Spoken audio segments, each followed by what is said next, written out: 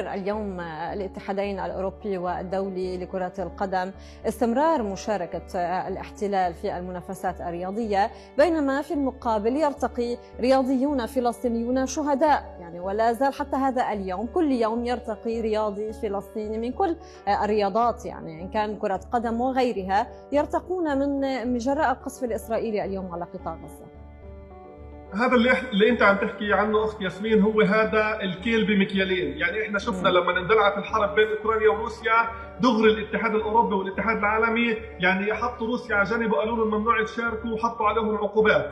ماشي. اما بما يخص صحيح. اسرائيل والاعتداءات العلنيه لما يقارب من سنتين على قطاع غزه، لحد هلا ما في اي قرار، وهذا بدل على انه التواطؤ موجود من الحكومات العالميه ومن الاتحادات، وهذا الشيء مرفوض رفضا تاما. علشان هيك احنا عم نلاقي الشعوب لما وعيت وشافت الحقائق، واللاعبين والمدربين الاوروبيين اللي هن عايشين عندهم عم بيقولوا انه هذا الشيء خاطئ وهذا الشيء ظالم وهذا مخالف لكل القوانين ولكل الدساتير ولكل حقوق الانسان، ان كان الشخص هو لاعب كرة قدم او لاعب فولي بول او لاعب باسكت بول او اي رياضة اخرى، حقه يكون بمكان سليم بمكان امن، وفي ناس لازم تحميه. فاحنا عم نشوف هون انه كيل بمكيالين، اذا الشخص غزاوي فلسطيني ومسلم هذا بنحطه على جنب، اذا اللاعب اجنبي واشقر اوروبي وبميل للحقوق اللي بيطالبوا فيها الغربيين او اللي بيطالبوا فيها الاوروبيين بشكل عام، فعم بيعطوه كل حقوقه.